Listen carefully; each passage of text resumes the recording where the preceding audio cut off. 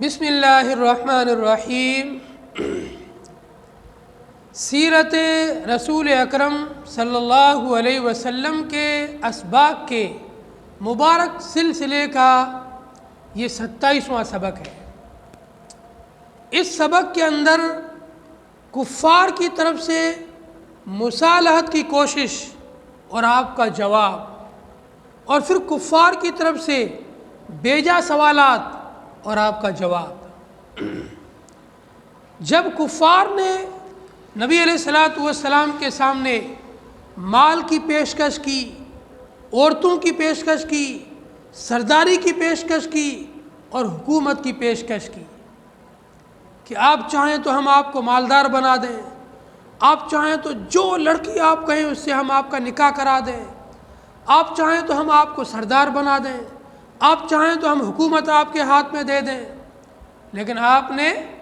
ان سب باتوں کا جواب دیا، نہ مجھے تمہارا مال چاہیے، نہ تمہاری حکومت چاہیے، نہ سرداری چاہیے، نہ کوئی عورت چاہیے۔ مجھے اللہ نے پیغمبر بنایا ہے،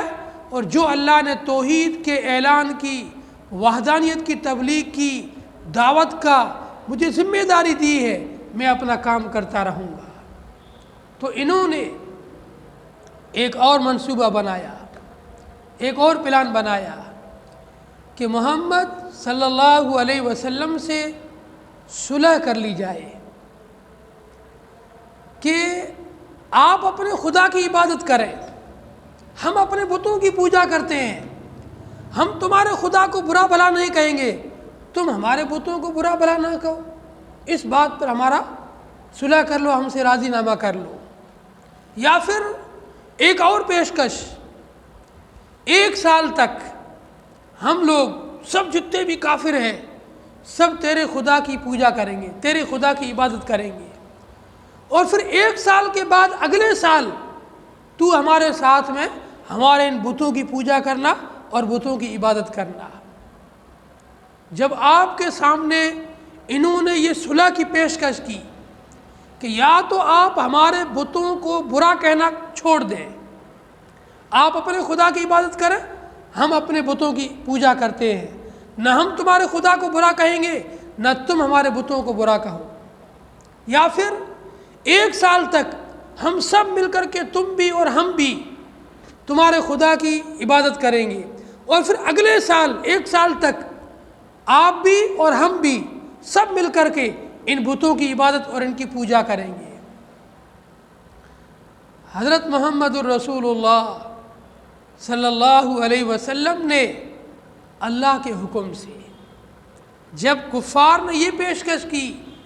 تو اللہ نے قرآن کے اندر ایک سورت نازل فرمائی، سورۃ الکافرون۔ فرمایا قل، اے میرے پیارے نبی کہہ دے ان سے،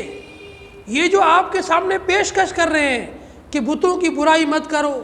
1 سال تک ہم سب مل کر کے خدا کی عبادت کرتے ہیں، دوسرے سال ہم سب مل کر کے بتوں کی پوجا کریں گے، ان سے کہہ دو یا ایھا الکافرون، اے منکرون، اے کافرون، لا اعبد ما تعبدون، میں پوجا نہیں کرتا ہوں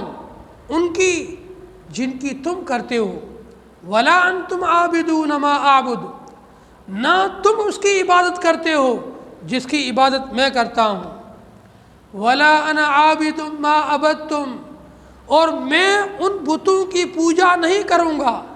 جن کی تم پوجا کرتے ہو، ولا انتم عابدون ما اعبد، اور نہ تم میرے خدا کو مانو گے جس کو میں مانتا ہوں، لکم دینکم ولی دین، تمہارے لیے تمہارا دین، میرے لیے میرا دین۔ بس میری ذمہ داری ہے حق بات کو پیارے انداز میں اللہ کی مخلوق تک پہنچانا۔ میں نے پہنچا دی،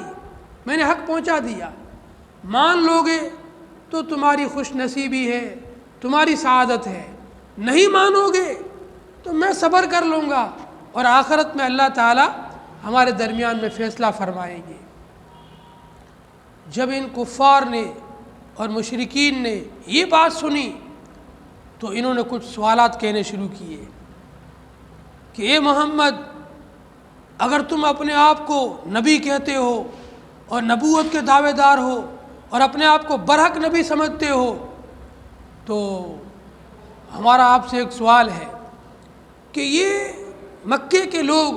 بڑے تنگ دست ہیں، فقیر ہیں، اور مکہ خود شہر بہت تنگ ہے، پہاڑوں میں گھرا ہوا ہے۔ آپ اپنے رب سے، اللہ سے دعا کرو کہ وہ اس مکے کے پہاڑوں کو یہاں سے ہٹا دے اور یہاں پر نہریں اور ندیاں جاری کر دے، تاکہ مکہ بھی کشادہ ہو جائے اور مکے کے لوگ خوشحال ہو جاوے۔ آپ نے جواب دیا میں کیوں ایسی دعا کروں، مجھے تو اللہ نے ذمہ داری دی ہے کہ میں حق کا پیغام پہنچاؤں تم کو، وہ میں نے پہنچا دیا، مان لو گے تو تمہارا فائدہ ہے، نہیں مانو گے تو آخرت کا تمہارا نقصان ہے۔ انہوں نے پھر سوال کیا اگر تم یہ دعا نہیں کرتے ہو تو پھر یہ دعا کرو کہ اللہ تعالیٰ تمہارے ساتھ آسمان سے کوئی فرشتہ اتار دے، وہ فرشتہ تمہارے ساتھ چلے اور جہاں بھی تم تمہارا پیغام سناؤ وہ فرشتہ تمہاری تائید کرے، اور اللہ تیرے لیے محلات بنائے اور سونے چاندی کے ڈھیر لگا دے، تاکہ تجھے اس طریقے سے بازاروں میں نہ پھرنا پڑے جیسے ہم لوگوں کو پھرنا پڑتا ہے۔ آپ نے فرمایا میں کیوں ایسی دعا کروں، مجھے اللہ نے جو ذمہ داری دی ہے میں اپنی ذمہ داری نبھاؤں گا، میں ایسا کوئی سوال نہیں کروں گا۔ اتنے میں عبداللہ بن ابی یہ کھڑا ہوا اور کہنے لگا اے محمد، اگر تو زمین سے آسمانوں تک سیڑھی لگا لے اور سیڑھی پر چڑھ کے اوپر جاوے اور اللہ سے اپنی تصدیق لکھوا کر لے آئے کہ تو برحق نبی ہے اور 4 فرشتوں کو گواہ بھی لائے، تو بھی اب میں تیری بات نہیں مانوں گا۔ تیری قوم نے اتنے سارے تیرے سامنے پیشکش رکھی، اتنے سارے آفر دیے، اتنی ساری اچھی اچھی باتیں رکھی، تو کوئی بات ماننے کے لیے تیار نہیں، بس اپنی ایک بات پہ اڑا ہوا ہے کہ اللہ کو ایک مانو، اللہ کو ایک مانو، یہ کون سی تیری بات ہے؟ نبی علیہ الصلوۃ والسلام ان کی ان باتوں کو سن کر چپ چاپ خاموشی کے ساتھ میں اپنی دعوت کا پیغام دے کر کے چلے گئے۔